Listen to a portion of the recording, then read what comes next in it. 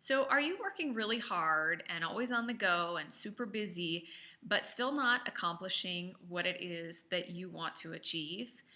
Well, I believe this is because you are not taking inspired action. And I think there is a big difference between taking inspired action and staying busy and staying in motion and working really hard.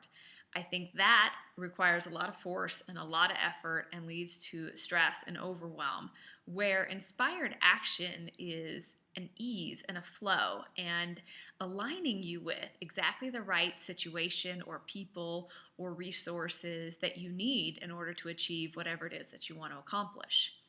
I think that action without inspiration leads to a lot of frustration. I didn't mean that to rhyme, but that will be easy for you to remember. Action without inspiration leads to frustration. So, what is inspired action? Number one, I think in spirit, inspired is the space you're looking for. So, what is it that inspires you?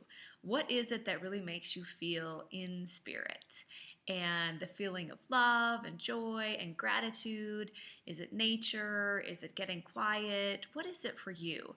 What inspires you? So I think inspired action can only come when you're inspired and when you're in a state of inspiration. So figure out what it is in your life that really inspires you and focus on spending more time doing those things. And let me give you a story about this because I think it's really important. I think the problem is that a lot of times inspired action seems counterproductive to what you're trying to accomplish. If you want to make more money, we think we have to work really hard and push against it. Or if we want to make something happen, we have to work really hard and do all these things. But I don't think it works like that, at least not when you take inspired action. So I'm going to give you a story about a friend of mine who was several $1,000,000 in debt. He's now a very successful businessman, but at the time he was several $1,000,000 in debt and about ready to file bankruptcy. And logic would tell him that he needed to stay busy, he needed to work hard, maybe start another business, he needed to do more, do more, do more, which is a lot of force and a lot of effort. And instead, he followed his inspiration. A friend of his said, "You know what? Let's just go to the beach. Let's just take a week. Let's get out of here, clear your head, and let's go on vacation." And so he did. And he found a lot of inspiration at the beach. And so he thought that that was a good idea and it felt right to him. But logic would tell you that you should probably be working really hard if you're several $1,000,000 in debt and about to file bankruptcy.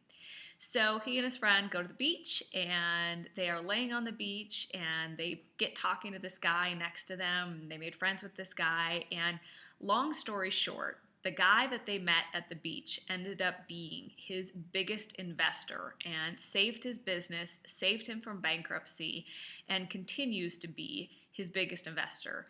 And so this is an example of your logical brain would tell you to work really hard. And if you follow inspiration to take the action from inspiration, it leads to great things. And he never would have met this person if he wouldn't have been at the beach that day. And so it's just a reminder to all of us that, working really hard and staying really busy just to stay in motion, sometimes we miss the opportunity to align with something that would come into our life in a lot easier fashion if we took inspired action. So I hope this was helpful. And next time you're in a space where you feel like you're really pushing really hard against things and you're constantly on the go and you're working really hard, maybe the best thing that you can do is find something that brings you inspiration in your life, spend more time doing it, and lo and behold, it might lead you to exactly the inspired action you need to take to accomplish whatever it is that you want to achieve. I hope this was helpful. Have a great day.